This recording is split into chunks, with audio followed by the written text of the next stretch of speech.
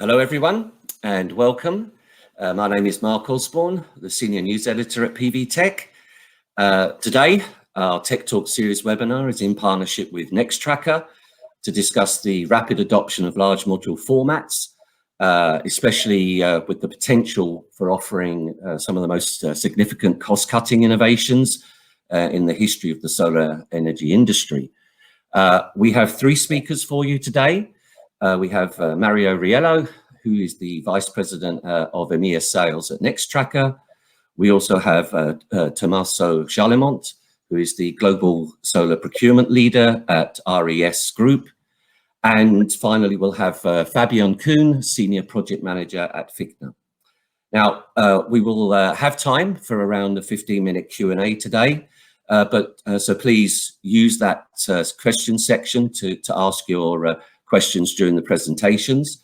But we'll also be speaking to ask a couple of questions to each of the presenters after their presentations. This is really to help us get through a lot of good content that we have for everyone today. So I think we're all ready to start. Our first speaker is going to be Tommaso. So Tommaso, if you're ready with your presentation, we will start with you. And good luck and thank you very much.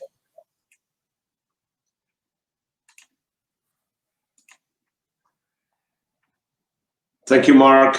And hello, everyone who is following this webinar. It's a great honor being here today.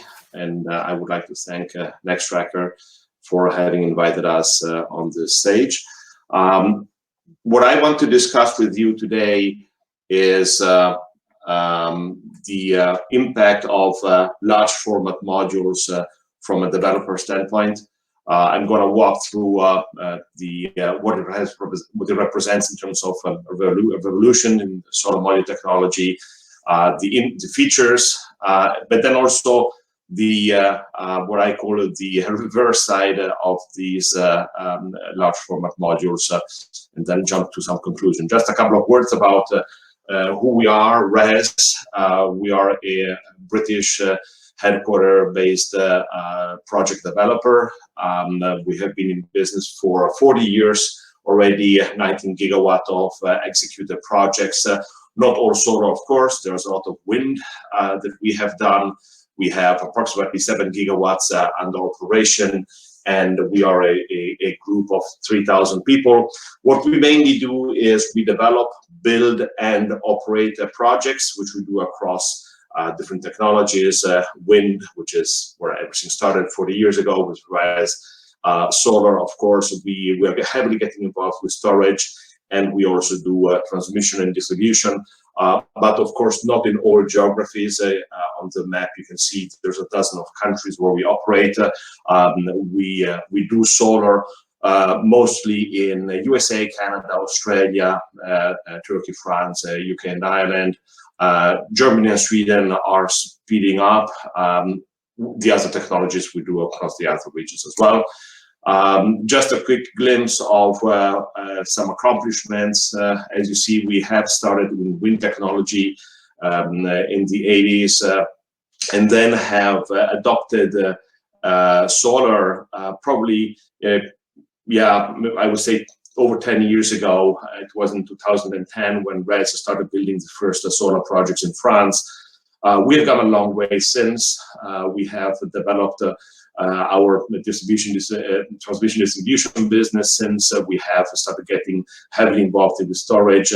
And last year in 2020, that's when our US team has completed the largest bifacial solar project in the USA, which has been a major milestone for us, and which some way has started opening the way to what are these newer technology modules. So what I really want to talk about here today is, M10 or M12. These are the code names for these larger formats. But really want to understand is, where does this actually all come from? And as you will see moving forward, all this trend towards larger format modules actually is driven by manufacturing and manufacturing is driven by the objective of reducing cost. The magic word is LCOE, the cost of the energy that comes out of a project. That is the magical word. For manufacturers, for module manufacturers, going to larger wafers, it is a matter of dollars. The larger the wafer, the more watts, the more dollars. There's a very specific aim on optimizing cost reduction through optimization of the amount of watts that a module can produce. So today what we have is, got established in 2020, a very heavy trend with the M10 and the M12 cells, who actually is the first time that we see that there are two alliances being built which are competing to each other, but competition is also fostering innovation. So I would say that's nothing to be really afraid of, but it is the first time that we also see that around these newer technologies there are even alliances being built. The impact for a company like us as a developer, today we have approximately 2 gigawatt portfolio of ground mount solar projects, and since last year, 2020, when these newer modules have been introduced onto the market, since then 70% of our portfolio already has switched or is switching to these larger format modules, which is quite impressive. How fast this has been impacting our activity. Now, for some, it is sort of, well, if it really helps lowering the LCOE, the cost, which is, as I say here, the Holy Grail everybody's after, well, then that makes more sense. Why? Well, as I said before, larger wafers reduce a production cost per watt. So more watts produced at the same time make the entire cycle more cost efficient. The module efficiency in terms of watt per square meter also increases using laser wafers because you have simply a higher surface, a larger surface, which gets exposed to the sunlight. And then these larger modules also sort of help, optimizing container loading. Let's not forget that, these modules are made mostly, in one larger region of the world, which is called Asia. And then there's, sent around the world. So transport really is a very important point. And it seems really that, the sizing of the modules takes a lot, or I say very much into consideration, loading optimization. And of course, there have been very interesting things to see there. What we also see is that larger modules, you reduce with larger modules, you reduce the number of modules per megawatt required, because the modules getting larger, they have more watts. So for the same amount of installed capacity, you install fewer modules, and installing fewer modules is supposed to reduce installation costs, because really it is how many dollars per module is the installation, and fewer modules represent also fewer connections, which therefore reduce cost and risk. So if you consider that moving to these larger modules in some cases represents a reduction in number of 20 to 30% of modules, you can imagine the impact on what I just said before. What we also see, what we consider being very interesting, is that although there are these two alliances that have been built, what we really see is that leading module manufacturers collaborate and thrive for establishing a PV module standard in the industry, which, after what we have been through over the past few years with different module sizes being introduced to the market, is something which we consider being a very positive step forward. So all that sounds very appealing. Now, there's one part which I like to say is that when you hear these presentations and webinars, which praise the advantages of these larger footprint modules, well, unfortunately, there is also a reverse side to the medal. And I want to give you some examples just to you to understand where we as a developer and a builder stand. Believe it or not, projects that we have under development are impacted with redesign and re-engineering as the modules that we had originally been taken into consideration are no longer available. Project development sometimes takes 2, 3 to 4 years before it gets to construction. And we are in that phase where we have to redesign and re-engineer projects. That is a cost. We also have observed that although these larger modules are aimed to reduce the cost and the manufacturing processes are such to reduce the module cost, unfortunately, some of these larger modules are sold at a premium. We have a graph here on the right which shows that there is 1 to 2 cents per watt price difference for these larger modules. So a part of the LCOE reduction that these larger modules are supposed to generate actually is recovered by the module manufacturers at this point. What we also have seen is that in this aim of optimizing container loading, some of these larger modules have required a different packaging technology. And you have an example here where suddenly you see that some manufacturers are stacking the modules or packaging the modules vertically instead of horizontally. I would say in a portrait format instead of a landscape format. Today, we do not know yet what impact that will have when you have to unload a container in the field, transport these pallets to stage material in the field over long distances, because when you build large projects, you have miles and miles to carry these pallets into the field where they have to be staged. So that impact still has to be evaluated.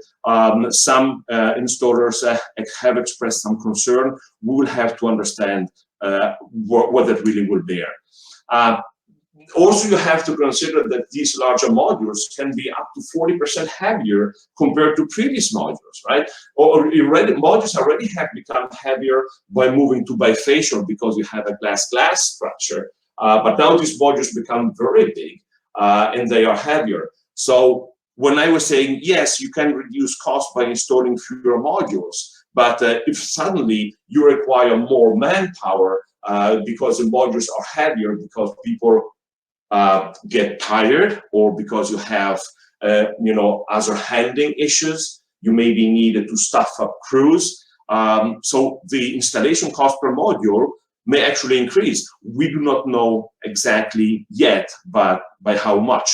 And then there are some technical considerations that these larger modules actually do also bear the different electricals compared to the smaller footprint modules. So you have different voltages and currents depending on the type of module, which in some cases, they allow to change the number of modules per string, but that does impact the support structures. If suddenly you have over 30 modules in a string, where previously you had 25, your entire layout, physical layout on the structures and the trackers does change. The conventional electrical layout that you may have been used to is no longer applicable because the electricals change. Inverters require new DC protection fuse ratings. In some cases, you go from 15 amps up to 30 amps. Double-side fuses, that comes at a cost. Inverter manufacturers have or had to get adjusted to these new fuse ratings. And then in some cases, cable harnesses with overmolded fuses may face the limits, because also there you have fuse ratings that need to be taken into consideration. Unfortunately, they have a couple of more points. And that is, it's all things that we have been facing, in the adoption process of these newer modules. That these larger modules, they get longer. Well, you can say taller, but in the end, it is a matter of length. And longer modules imply that, well, the tracker's nominal heights need to be readjusted because you have to keep a certain clearance of the ground when the tracker is tilted. So that implies that the heights of the piles needs to be readjusted, therefore also, bearing additional cost. There also is one point which was shared with us by a module manufacturer, is that all these new modules that come on the market, well, they need to go through all this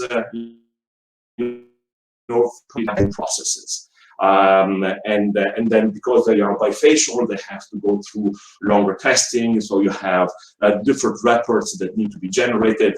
Well, unfortunately, there is a waiting list building up because there's so many new products coming to the market. And in some cases, you have to wait 3, 6, up to 12 months because these reports get completed. And that, of course, has an impact because when you develop and design a project, you do have to present the project and the energy yield calculation to an independent engineering company, and they will want to see these third-party lab reports to validate numbers. So there is a sort of bottleneck that we have there.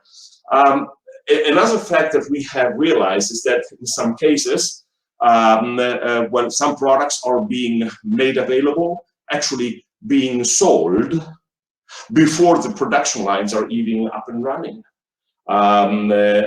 So that is something which needs to be taken into consideration in terms of risk management for new production lines and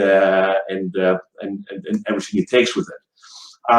Then going more into the practical aspects, that many EPCs actually lack experience in building projects with these larger formats. You have an example here of how modules get staged, the pallets get staged in the field in order to get installed.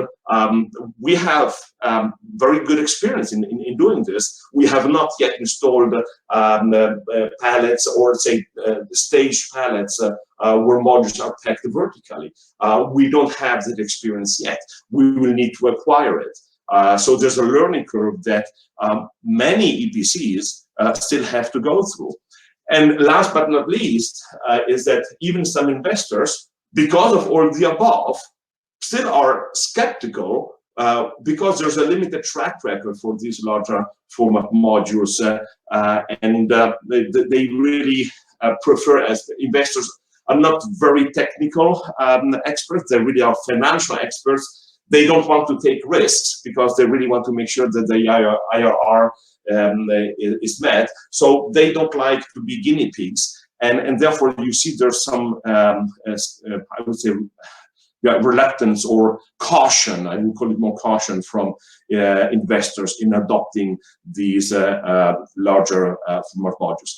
There's one last point that I want to mention, which very often gets underestimated or forgotten. That is, well, for companies who do asset management and operational maintenance, over the years, PV modules in a plant need to be swapped out and replaced because there's a certain percentage of modules which get defaulted, and then it's period which is after warranty, or the original manufacturer is no longer making them, etc. So they need to be replaced. Now, if all these modules, which is larger with smaller cells, are being phased out and will no longer be available, it may become a headache for operational maintenance companies, and not only, also for the owners of these plants, on how do you replace modules if these smaller formats are no longer available. It will require that instead of replacing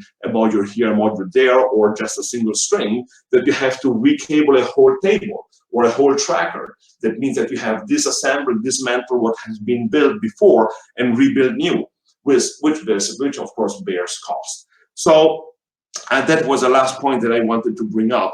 And all this takes me now to my conclusion, that this tidal wave, like I want to call it, of large format modules coming to the market. It has a cost, and the benefits still need to be proven over time in the field. So we really need to build this track record, or as I would like to say, these modules need to build a track record in order to be fully approved. We are not there yet. It may come soon, but today in this moment there still is work to be done. What is very important is really key equipment evaluation and selection, very important. But in the end, that needs to happen together with installation, and installation best practices will need to adjust to these larger modules for an optimal adjustment and adoption of these formats. And as a last comment, we as a developer consider that the collaboration with trusted industry partners is really important, whether it is manufacturers, industry manufacturers, modules, trackers, inverters, as well as advisors, engineering companies, QA, QC companies. It really is important that developers and EPCs establish this relationship with trusted partners to understand, evaluate, and optimize the implementation of these larger format modules. This is everything that I wanted to tell you today. We will have a question and answer session afterwards. So Mark, I hand over to you from here. Great, thank you, Tommaso. Thank you for that really detailed look at the pros and cons very much of the large format modules. I just had two key questions for you. You raised the issue with looking at the transition, and it seems to me that we've got one group of people that are promoting, for argument's sake, 166mm size wafers through to the 182s. You've got one alliance at 182, and then you've got the alliance for the largest of the sizes possible, which is 210mm squared. Does this mean that one large format module could be best, be the best compromise regarding LCOE pros and cons that you've been highlighting? That's a very good question. Definitely, I think ultimately, I would say one or two sizes will prove being the best compromise, depending also on the different projects. The 166mm cells, from what we see, are also being phased out. Maybe not immediately, but within a couple of years from now, they are no longer on the leading manufacturers' roadmaps. So it really will come down to the 182 and the 210. And it is very, very difficult today to say which will be the winner of this race. Of course, if you listen to the manufacturers of the one or the others, of course, everybody praises and has a lot of arguments on why their format or their size is better. As a developer and a builder, I would say it is the track record will tell which is the best. It really depends on, you have to get these modules spec'd in, installed, operating, to understand which is the best. Let's also not forget that there are different markets. There is the large utility scale project market, but then you also have C&I, rooftop market, etc. So it could be that there won't be just one single size being the optimal solution. Probably there could be space for two, which will be the best for our projects. Today, it's too early to say. Okay. A final quick question for you. I know you highlighted there at the end about the O&M aspect with smaller size modules or more traditional 156 millimeter squared cells and modules actually being, manufacturing is basically shifting to those larger sizes. But I wanted to find out, is this a bigger problem with the large area, replacing the smaller modules with larger area for tracker systems compared to, say, fixed mount? Is there really is it the same problem there?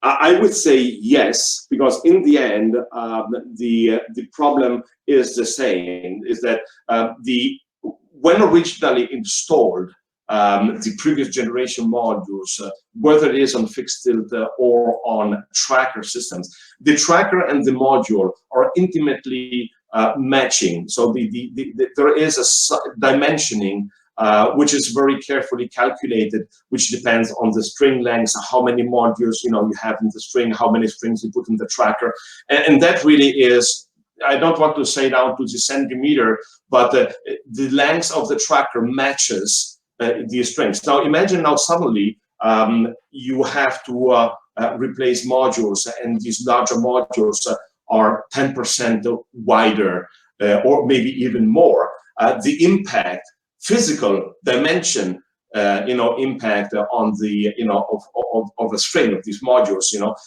may be such that they no longer fit on the original tracker. So today still we try to find modules which are matching in terms of dimension and wattage, also what was installed a few years ago. We are today sourcing 280 watt modules to replace some that have been installed, and we are lucky that we have found a manufacturer who still makes them, but in a couple of years from now they will no longer make them. So the problematic that we will have is no longer being able to replace a single modules or single strings, but being confronted with I would say a partial repowering of plants, which is a completely different chapter and has a completely different impact in terms of asset management and operation maintenance. Thank you, Tommaso. I think people will be very interested in probably asking some questions at the end during the Q&A on this one, because it is really an open topic, as you say. It's really not sure how existing plants can deal with these larger area modules once they're in volume production and the others are being disbanded. So thank you for now. Thank you very much, Tommaso. Our second speaker is going to be Mario Riello from Nextracker. So if you're ready, Mario, I'll pass the floor to you. Thank you. Yes, thank you, Mark, and thanks everyone for attending this very interesting forum, and thank you to the distinguished speakers that are here with me today. So we'd like to talk about the impact of large PV modules on the solar tracker, and today we want to make sure that we want to leave you with the idea that as a Nextracker we are ready, we take it seriously. Already a high percentage share of the trackers that we are selling today are for these large modules, and as usual, as we typically do, when we do things, we have worked in order to do it right. So a couple of words about Nextracker. Nextracker is the leading solar tracker manufacturer. This for 6 years in a row now. We have approximately 1/3 of the market share. In 2020 we shipped approximately 13 gigawatt, which is a big increase compared to 2019, and to date we have deployed in delivery or in operation over 50 gigawatt of tracker, with this figure that increases on a month-by-month basis. So quite impressive. We pride ourselves to be what we believe are the most bankable tracker manufacturer in the market, because we are part of a Fortune 500 company that is very broad shoulders and that backstops basically all our guarantees. The team, the Nextracker team, has sound experience in the utility scale segment at all levels, from top management to everyone who works in the field. And our passion is to create affordable solar in the utility scale segment. So the company, since it came to market, has established itself with a lot of industry firsts that I'd like to mention, because they are now part of our DNA, and that is what makes us special. And the first one was the balance tracker, independent row balance tracker, according to which the modules are actually rotating along, they're placed along the center of the axis of rotation, and this obviously has some benefit in terms of torques and structural resistance. Also, having independent rows helps the maintenance without, because it eliminates the need of the bar in the middle. And other important features are that it's a self-grounded tracker, so it doesn't need additional grounding done by the owner. And I would say the most important thing is that it's self-powered, and it's what we consider what we mentioned as a smart tracker. So it's self-powered, so there's no need for additional AC wiring on each row, so a lot of savings on the cabling, on the trenching, of course. And it's a smart tracker because it has basically each tracker communicates to a network control unit wirelessly. So this basically makes each tracker row special, and it allows a lot of optimization during the operation. We have also pioneered the remote commissioning, the auto commissioning, in the most remote areas in the world. And we have also introduced in the market a number of software packages that are helping to increase the yield, virtually eliminating the row-to-row shading, giving a best response to diffuse light. And this is thanks to both the independent row feature, the wireless communication per row, according to which the tracker, basically each row works on its own to maximize the amount of power it can produce. Okay, in terms of large format module, we have started quite a long ago to make sure that we were prepared. And what we have done is basically working on all the validation that was typical of the way Nextracker works. We have repeated for the modules that are coming in the market. And here is a bit of a history of for those who have been in the industry for several years, of what we have seen, what it means large module sizes. So we have been used to a 2x1 module for the past 10 plus years, and then all of a sudden, over the last couple of years, things have started to change. So from 2 to 1, we got to 2.1, 2.2, and now up to 2.4. And from 1 meter width, we got to up to 1.3 meter. So these are very big changes that especially for tracker manufacturers have a lot of implication, and that's what we want to discuss today. From 2x1 to a 2.4 times 1.3 that you see here, it means 45% more area. And we have heard before from Tommaso, it can be can mean for the module that it's up to 40%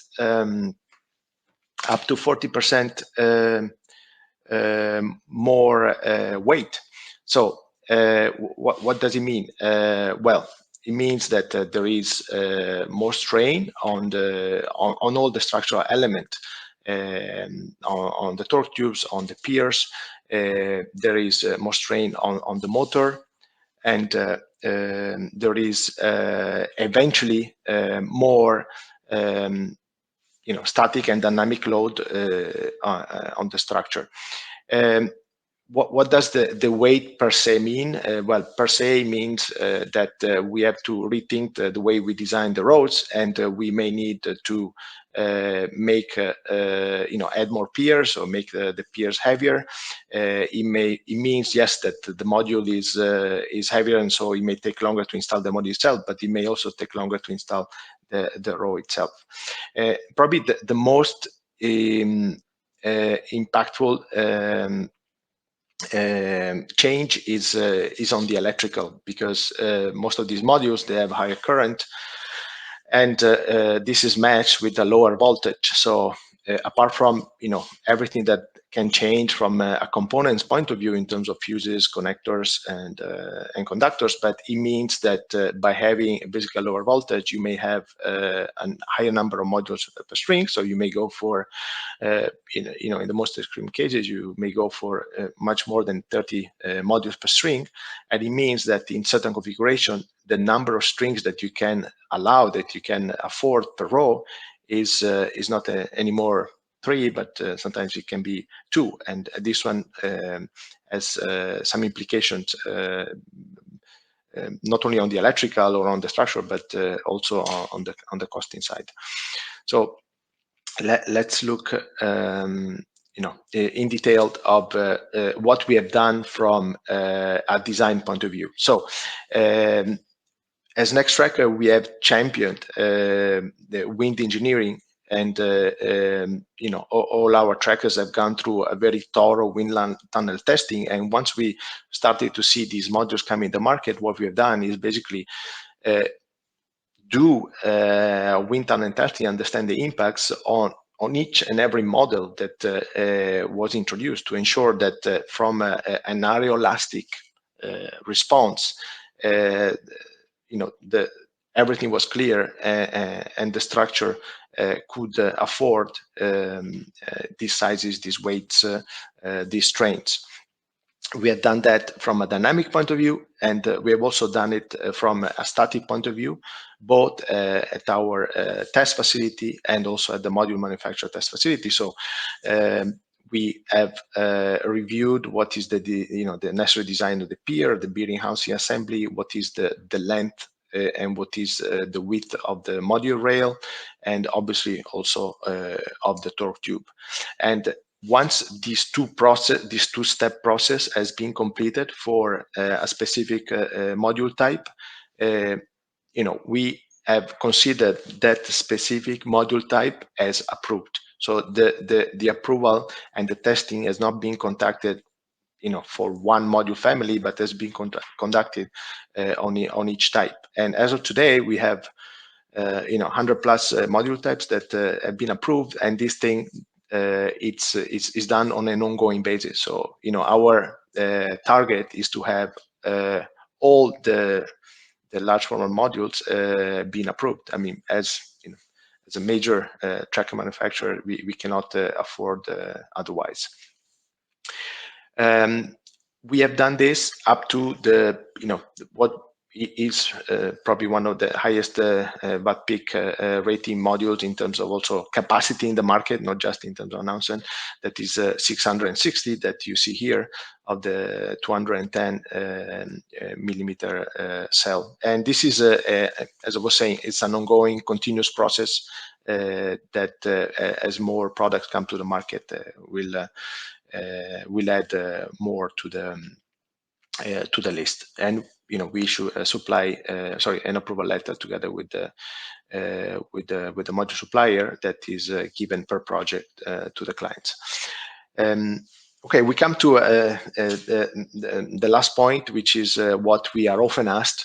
What is the effect, or what is the sweet spot in terms of LCOE? Is there a sweet spot in terms of LCOE? between large modules, tracker and tracker.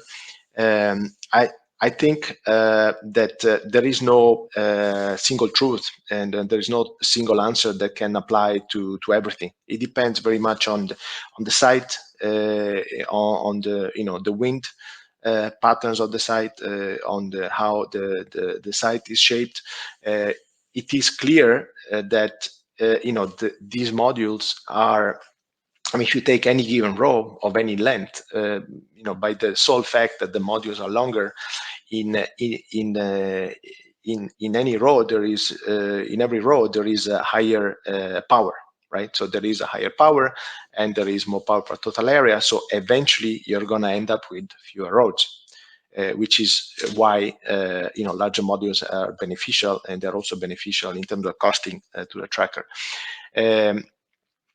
So there is definitely fewer modules, so therefore there is less labor, there is less cabling, as also Tommaso was talking before, and overall there is also a reduction of the piers because you have fewer roads.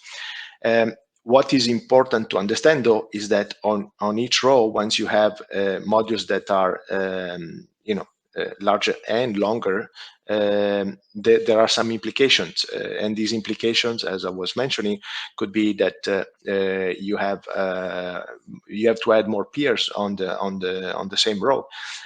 You need to have some reinforced bearing housing assembly. You need to have some thicker tubes. So the LCOE gain is not proportional to this is probably the most important thing I'd like to leave with you today. The gain is not proportional to the increased size or the advantage in terms of path peak, because there are these factors. Additionally, as you see here below, and as I was mentioning before, the voltage also plays a role, because for certain module types, you cannot afford, as of now, to have 3 strings per row that you had before. So therefore, there is definitely an increase in power, but having fewer strings per row means that you will end up, since each row has one motor, you'll end up with a bit more rows than you thought you could live with, and eventually, when there are more rows, there are more motors, there is also a bit more cost that you were counting on. It will still be convenient, but in certain cases, and due also, as I was saying, for side contour and wind, this LCOE will not go down proportionally. Okay, the thing that matters for us is that we believe that LFM is a way to improve the LCOE. We want to make sure that there is a compatibility with as many modules as possible.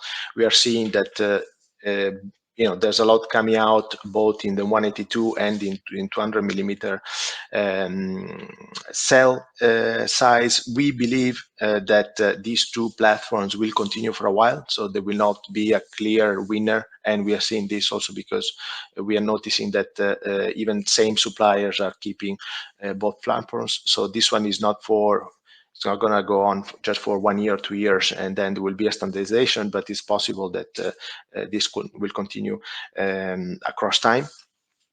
What is important is that as the modules get bigger, some of the things that Nextracker has been working on, like mitigating extreme weather risk, hail, wind, they become even more important. So it's key that it's key for the industry, the tracking industry and the solar industry, that there is a very thorough processes and robust designs in the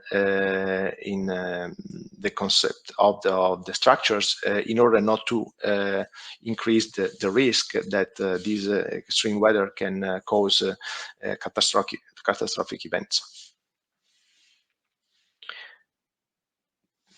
Thank you. Thank you, Mario. Quite a lot you had to get through there, and I just want to take us back.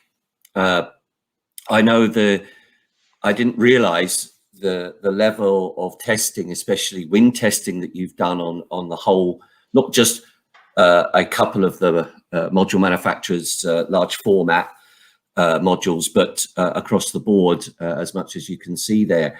But maybe just a question, because I know a lot of people, I know that the whole wind, the dynamic wind testing, all of these challenges, you know, are obviously a big topic, and we've not spent a lot of time on that today. So there's probably a lot of questions that people have in this. But can you just give us some insight into, you know, the impact of actual size of these large format modules compared to, obviously, the other impact is weight. You know, this is a significant weight issue. What can you say on that? Yeah, well, obviously both size and weight matter. As I was saying before, even if you consider like a row of any given length, the fact that the modules are longer, it will increase the type of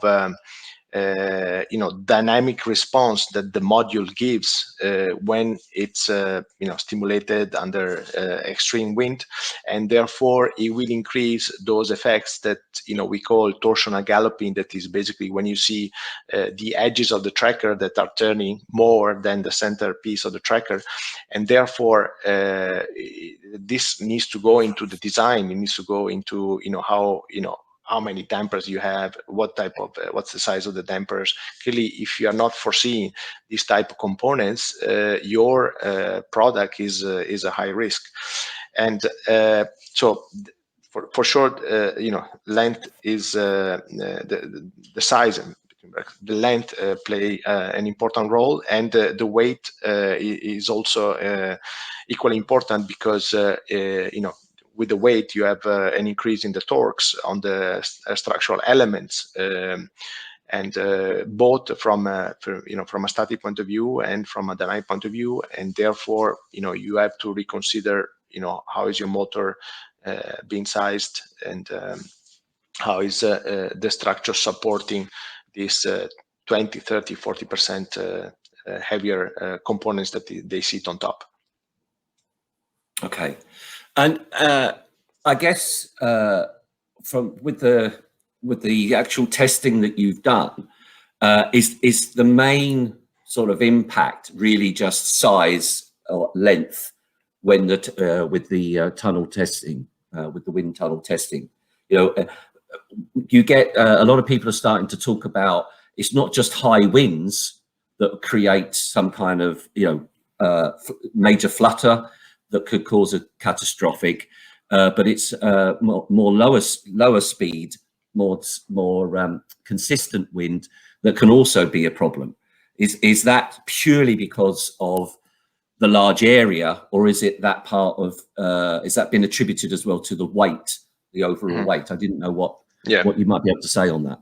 Sure.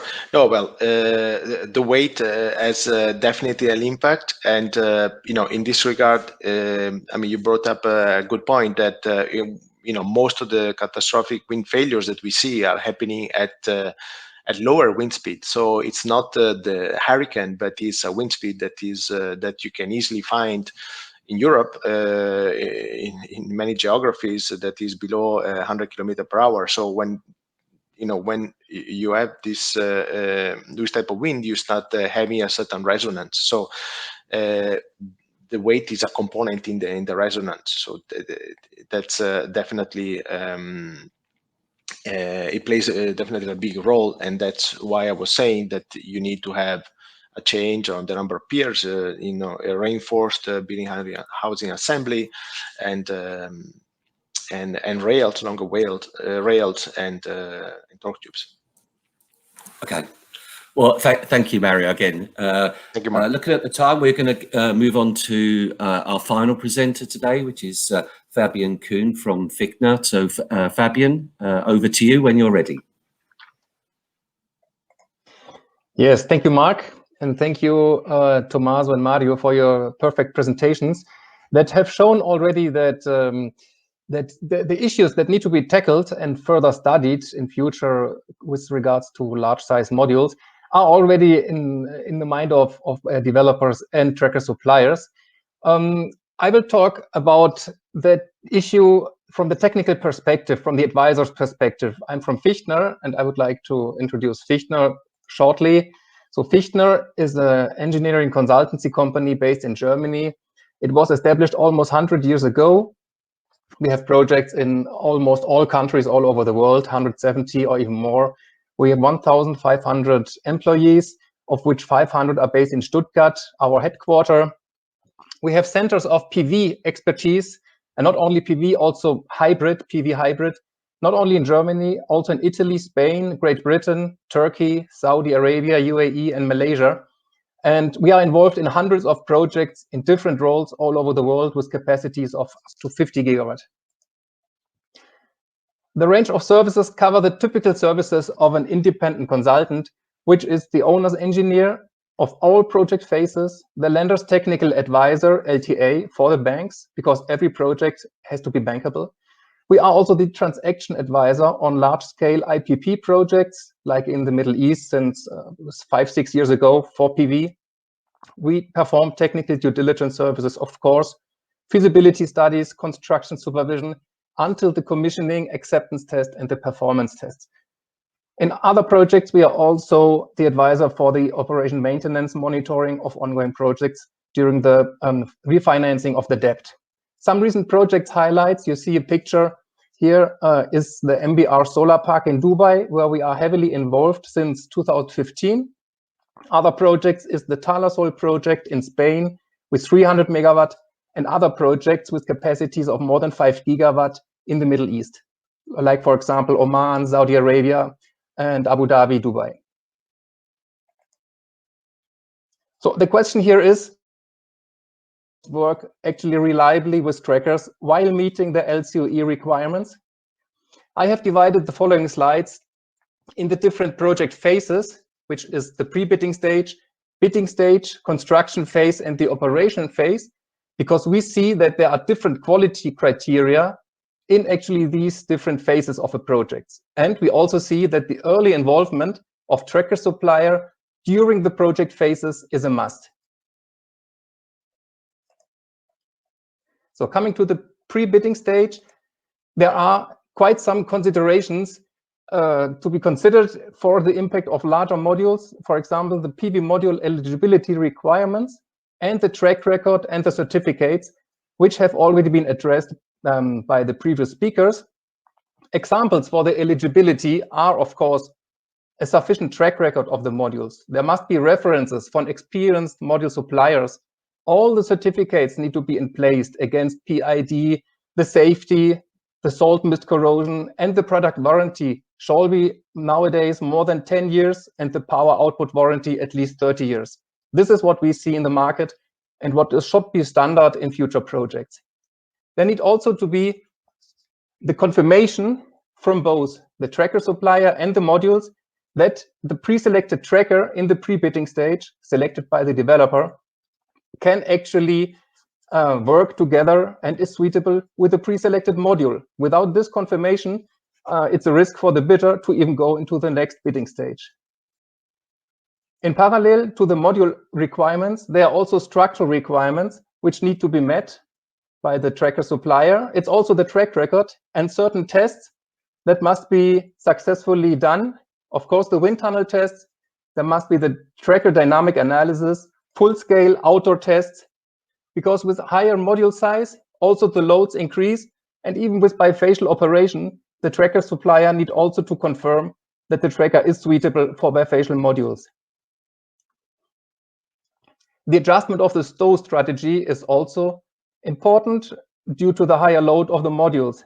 And in sandy or desert areas, the module cleaning procedure also has to be adjusted because the cleaning robots need to be adjusted for the larger modules. As an option, we have seen that an independent certification at early project stage of tracker suppliers and other products is an advantage for the developers in order to reduce the risk during the bidding and construction stage. So coming to the bidding stage, There are typically minimum functional specifications called MFS defined, which are the requirements for the overall PV system and also the single components. It is site-specific, civil-related, and electrical. And all these conditions need to be considered in the pre-bid design.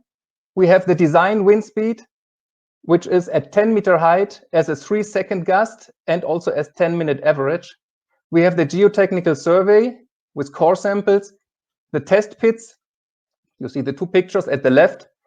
This is the basis for the bidders to decide how much drilling is required and how much ramming is possible depending on the soil conditions. We have also the topographic study that is important as a study in the bidding stage for the developers to make the design with the tracking system on the field. The responsibility need to be clarified for the site-specific design, structure, foundation, installation. This goes in line with the warranties for the tracking system, which need to be well structured. And the defined interfaces are important. So it is important to understand who's responsible for which type of the system during the work. Coming to the construction phase, there are requirements during the construction phase. What we see as owner's engineer, for example, is that procedures and criteria must be in place for a late module replacement. This was already addressed by Tommaso before. We see in our projects that at very late bidding stage or even construction phase, the modules will be replaced. And all this needs to be tackled and well defined. There's also high quality and a complete set of documents required for the detailed design review, which is also a typical service of the owner's engineer. Sufficient staff for the commissioning is required. The role of the owner's engineer is design review, check the quality of supplied materials, the construction supervision, for example, foundation, structure, and module installation, supervise the QA/QC procedure from the EPC contractor, who of course must comply with the design and the specification. And also we attend typically the commissioning, the acceptance and the performance tests. On the left side, you see two pictures of a quality check of a rammed pole. On the bottom picture, you see that ramming is not always possible and even drilling is difficult, especially in sandy conditions. At the right side, you see a heavy drilling machine, which is used in the Middle East, for example. So coming to the operation phase, we see that the on-site presence is the clear responsibility of the EPC contractor. But if required, also the tracker supplier has to stay at the site at least during the first weeks after COD for the fine-tuning of the system. There are thousands of signals, and the signal exchange with the SCADA and the monitoring system is important. Also, a quick reaction time in case of failures is required to tackle the teething problems, which is typical in large utility scale PV power plants. In the bottom picture, you see the PR of a power plant, just an example. You see clearly in the first months of operation, which here is March 2020, April and May, that the real performance ratio is lower than the forecasted, which are actually these teething problems. We also see that the frequent module cleaning and a high tracker availability at the same time will lead to a high plant performance, PR, the expected generation, and as a result, also the low LCOE. On the left side, you see a picture of a wet cleaning, manual cleaning. On the right side, you see two reference cells beside a pyranometer. These reference cells are used to determine the soiling rate of a PV plant. One reference cell will be cleaned on a daily basis. The other reference cell stays soiled, and as soon as a certain value is reached, the cleaning of the whole PV plant will be triggered. Some lessons learned. The real site conditions are considered. For example, the design wind speed, soil conditions, topography. There is a wind mast installed with sufficient height at the site. There is sufficient manpower to unpack and mount the large and heavy modules.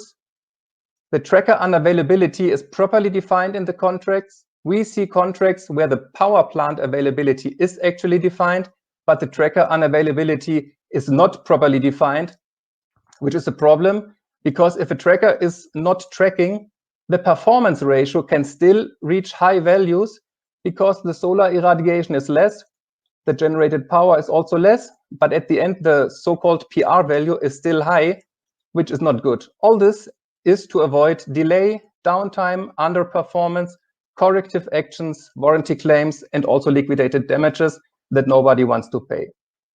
Coming to the pictures, you see a wind mast of 10-meter height, which should be installed on each utility scale power plant.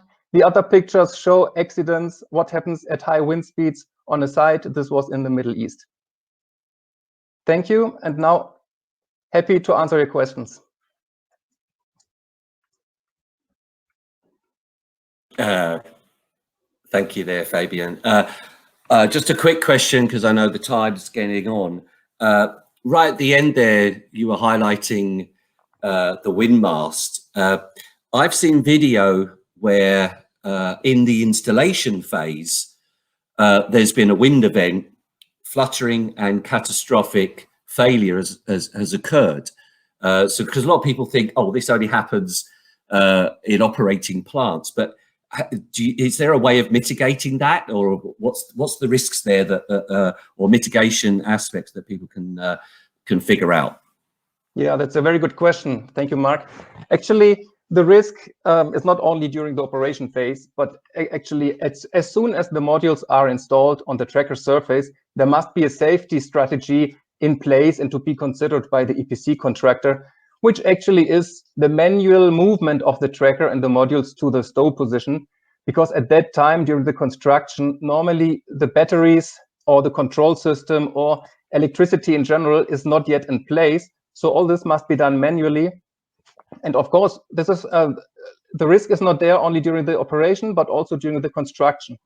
And talking about this, the wind mast I mentioned would actually also need to be installed during the construction phase, or let's say at the beginning of the construction phase, because in case of high wind speeds, the insurance companies and the EPC contractor and the project owner, they have to know the reason for these damages. And for this, you need the wind speed, you need the wind speed not at 1 or 2 meters height, but at 10 meters height, which is the design wind speed. Right. Okay. Yeah. Good point. Thank you for that, because it was confusing me when I see these videos, and it's during the installation phase, and no one's really discussed that properly. But thank you very much. We're looking at the time. We're a little bit late, but I hope people realise how much great information we've been able to get through in this hour. But we'll be going to the Q&A session in just a second. Thank you very much, all three of you, for your presentations. And I'm looking at a lot of questions here on the side. We'll just be going to that right now. Thank you. A lot of questions relate, not surprisingly, have related to different elements of the impact that the large format modules have on plant LCOE. The problem is trying to get those questions answered is going to be very difficult, because people have been very specific with some of this stuff, and we just don't have. And I think it's not fair on the people here to try and really answer those questions. But I know that they will be happy to follow up with you to talk to you more specifically about some of those. But saying that, we'll talk generally. I'll come back to some of the LCOE related issues. But one for, I think this one for both Tommaso and Mario, this came up from an LCO perspective, and it's people are not sure about, because we didn't really get the chance to talk on this topic much, but really the difference between or the impact on a plant with these large formats, whether that's a monofacial large format module and a bifacial large format module, and basically what, how do you look at the LCOE on those, and how does that impact the type of tracker that you use. So perhaps maybe I take that. Well, the impact on LCOE is very simple. It will depend, first of all, on the price of the modules. So these days we are having modules that are bifacial modules are costing pretty close, if not the same as monofacial modules. So that's probably not a factor. In terms of tracker, we are having the same, basically the same price between monofacial and bifacial. So we recommend definitely to go towards bifacial. And as Nextracker, we have also changed our tracker architecture in order to reduce the shading in the back of, you know, on the rear side, in order to enhance the bifacial production. So we are giving, basically at no cost, an increased production versus, you know, say a conventional tracker that, depending on the albedo, can go up to 1%.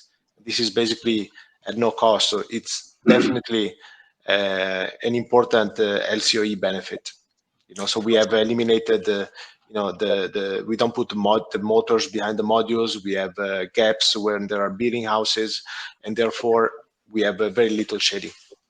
Yeah, and I can maybe add to this that the trend on moving to bifacial modules also is, I would say, incentivized by the fact that these dual glass bifacial modules come by default with a 30-year performance guarantee compared to a 25 for monofacial modules with backsheet.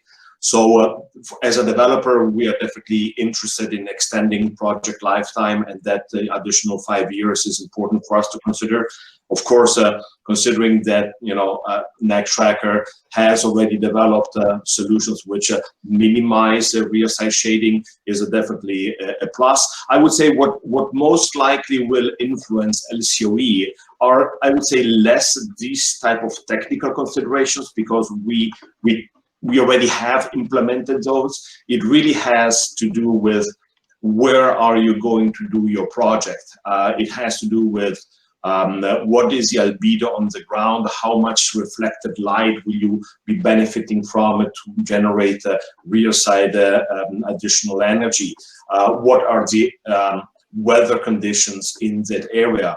Do you risk strong winds? Is there a hail risk, etc.? Which are considerations that you need then to, you know, to build in, you know, in your equipment selection process and so forth. Then, last but not least, in terms of construction of a project, the EPC cost very much depends on the cost of labor, you know. And so if you take, for example, Australia, where labor is very expensive, or North America, you have to take into consideration man hours per megawatt, typically how we call it, you know, to install. And in our case, sometimes we even go with a stopwatch to check, you know, how much does it take to install a tracker, to install modules, and so forth. And that may have a bigger impact on the LCOE than the equipment itself, where really trust and rely on the module manufacturers, on the tracker manufacturers to do all their in-house engineering. Yeah, you raise another good point there, and I'll keep with open this to the floor really, because there's been a lot of questions here, LCOE related to the larger size, but with the labour impact, and of course, labour impact is also related to weight of the panel. So you mentioned there, though, the benefits of bifacial, but also with glass, they're the heaviest modules out there. And so, I mean, is there, I guess people are just concerned where the costs get shifted, in the LCOE, and being aware where those costs happen. I don't know whether Fabian or Martin can help there, because obviously this becomes an O&M issue later when you've got these larger wafers, larger modules being used, and obviously this really impacts the longer term LCOE, I'm guessing. Yes, maybe. Well, it's to be frank, probably a difficult question to respond or to really come down to numbers. I mean, the Yes. overall question, of course, is does the innovation or the larger modules are the cost savings larger than the additional costs you might have at other parts of the let's say overall cost structure? Overall, we probably would presume yes, but it's still to be proven. At this stage, it's a matter for the developers, probably the EPC contractors, to do their numbers, to sharpen the pencils, and basically also gain experience in larger projects in order to see what really prevails. Possibly Tommaso has a view on that. Yeah.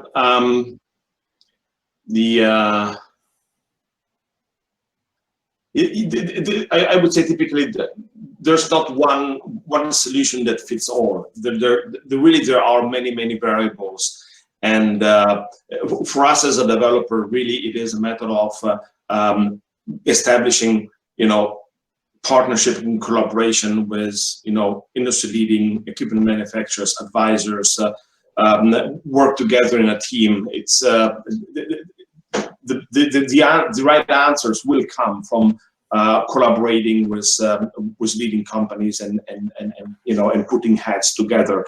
What we start doing is we start involving, for example, Nextracker in the very early stage of projects, where we start discussing soil issues, where we start discussing environmental issues, and try to put heads together rather than just taking off-the-shelf drawings and make assumptions based on previous projects. We do talk with external advisors, of course, geotech companies that need to dig into that, but definitely we talk with logistic companies. We search for external advice on optimizing the layout and the staging of a project, the process of a project.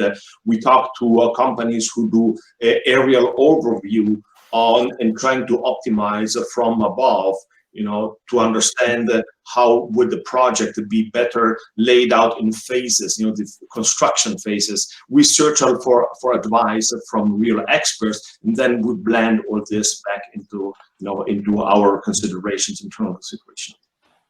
Okay, guys. Moving on, perhaps Mario, I'm going to just put two quick questions together for you, maybe just quick answers. But these have come up in various ways. How does the Nextracker system react to storm winds and basically as well the hail aspect, possibly shortly afterwards? But also there's a question, what is the maximum wind load that the Nextracker systems can withstand? Sure. Okay. So very briefly, some of you may know that we were the first ones in the market that started to stow against the wind instead of stowing on a horizontal position. So our initial stowing was 30 degrees against the wind. Our trackers go up to 60 degrees. So now we are stowing at 60 degrees. Why we are doing that? Because we have seen that that's the best way to ensure the structural integrity of both the tracker and the module, and you avoid that type of resonance that starts to build when you put it on a flat, on a 0 degree. This, incidentally, is also the best angle for hail. So our software systems, when they detect high wind or there is a hail detection, they basically stow in that position, and you basically kill two birds with one stone. And in terms of large or high wind resistance, we have different versions of the tracker. We have installed trackers in hurricane areas like Florida, like Hawaii. We can say that we can go above 130 miles per hour, but an analysis needs to be done. With this, I'd like to bring up one thing that for me is very important to emphasize, that the key for wind resistance is not the hurricane. the tracker, but it's the wind that is below 100 km/h. So this is where we see the majority of the failure. And in this regard, with the large format module, the 1P system we have seen with our wind tunnel test, it starts behaving like a 2P. And the 2P system starts behaving like a 2.5P or 3P. So, what I was saying before is let's be careful with this extreme weather, because we have seen that, the 2P system, for instance, is one of the ones that have witnessed most catastrophic failures around the world. And, we are just finishing here in Europe the wind season. And also this year, there's been quite a number of events. It will start in the Southern Hemisphere. So when you have a large format modules, everything needs to be retested again. And some of the high structures will have to be thought through much more thoroughly than before.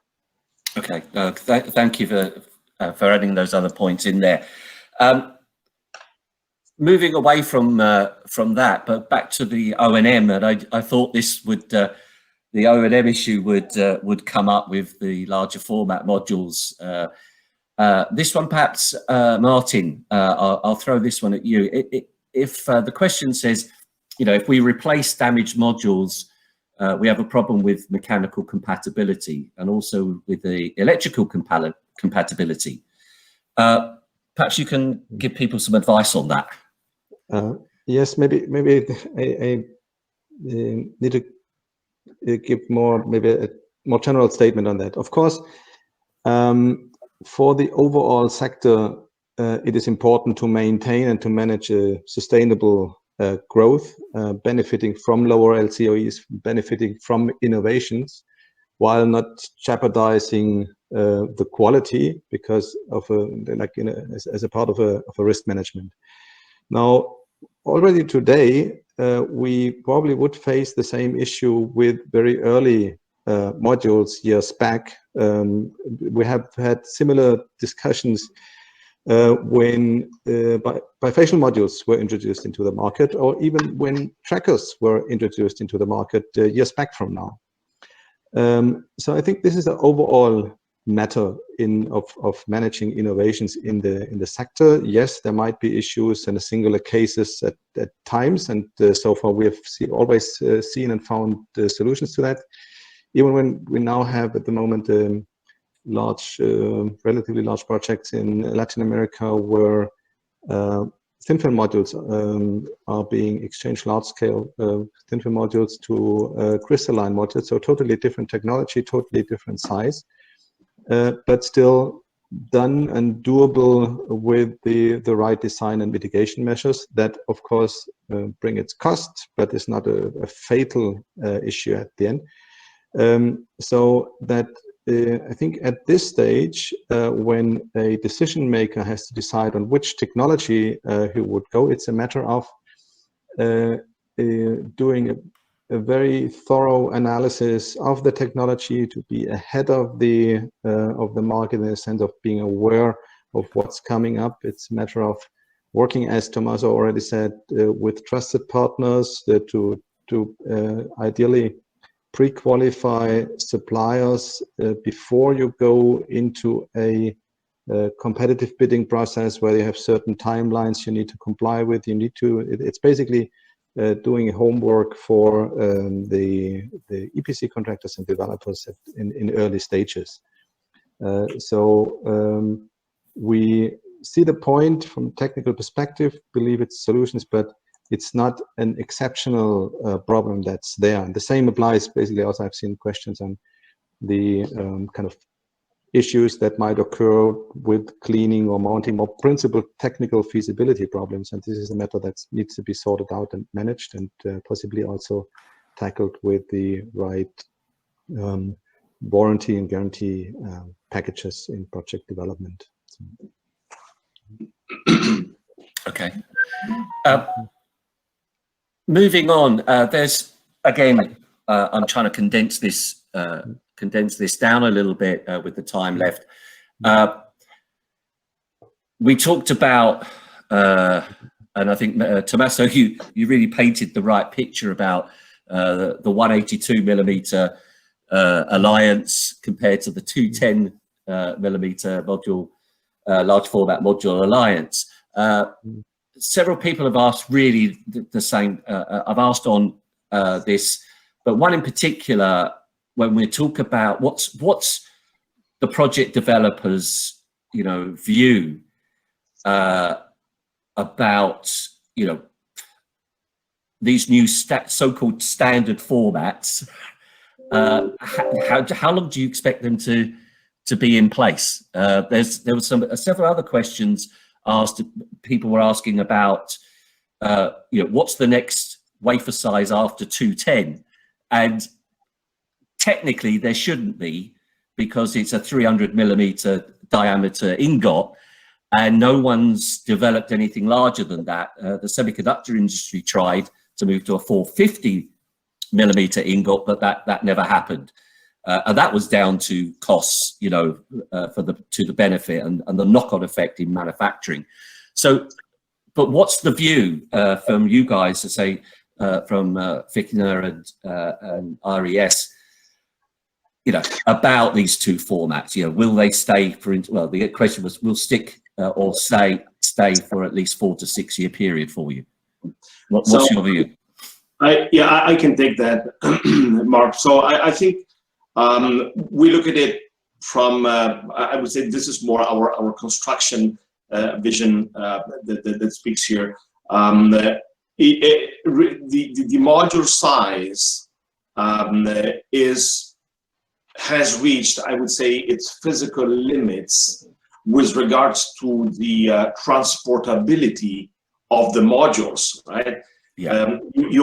They are manufactured in Asia. They have to be shipped around the world. They need to fit into containers, and we are already reaching a module size where the space between the pallets, which if the modules are packed in a landscape format, they can stack 2 pallets on top of each other. If they are packaged vertically, there's only 1 pallet that can fit in.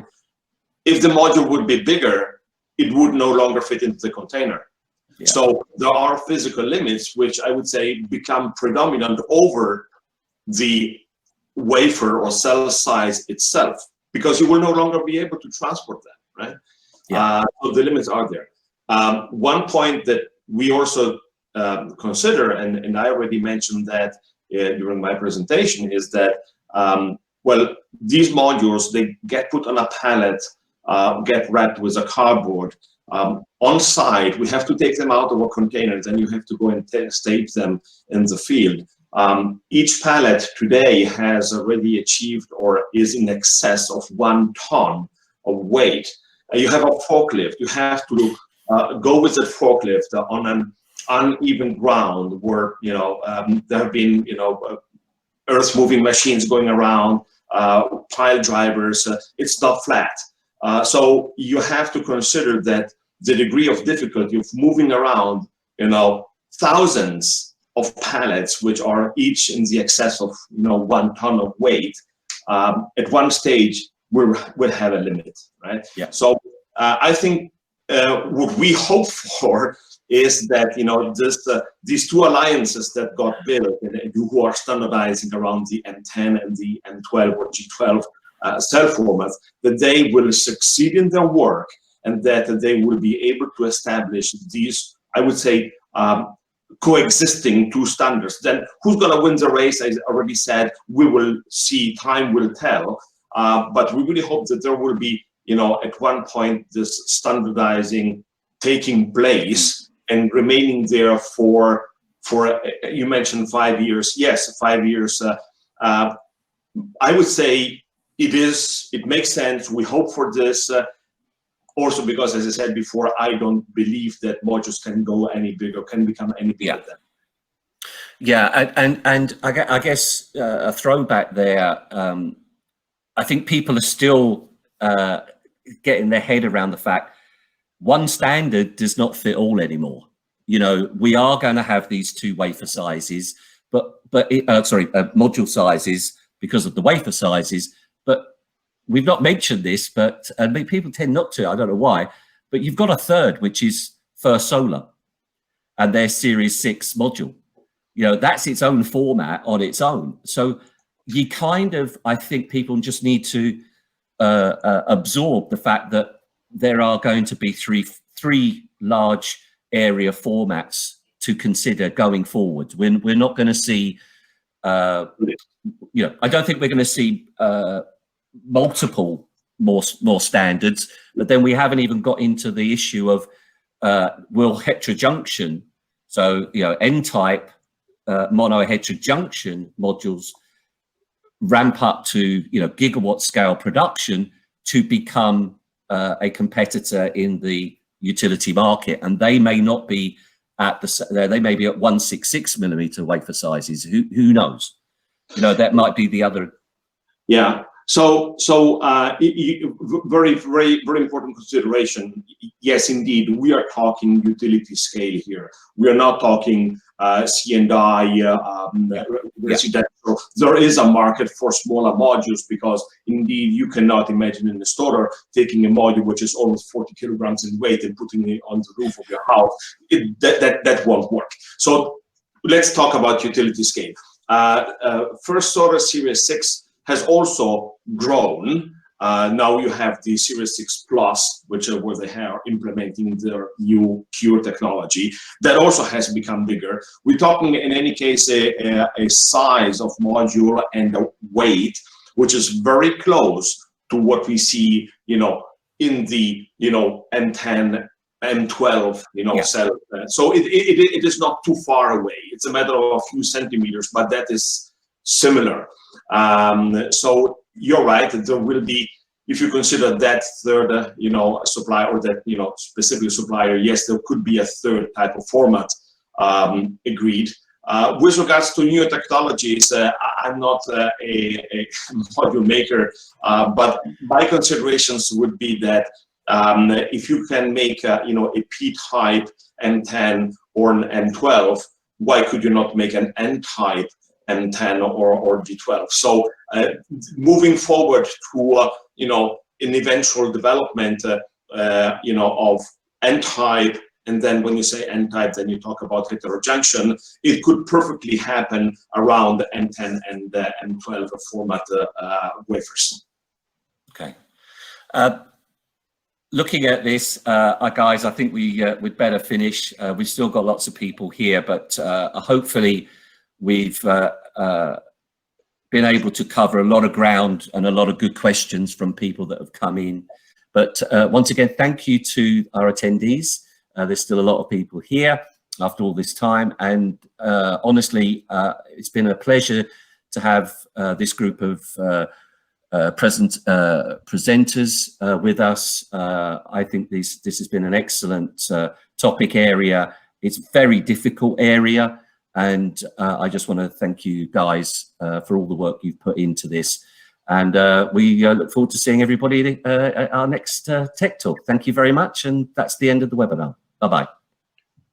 Thank you, everyone. Thank you. Bye-bye. Bye-bye. See you soon. Bye.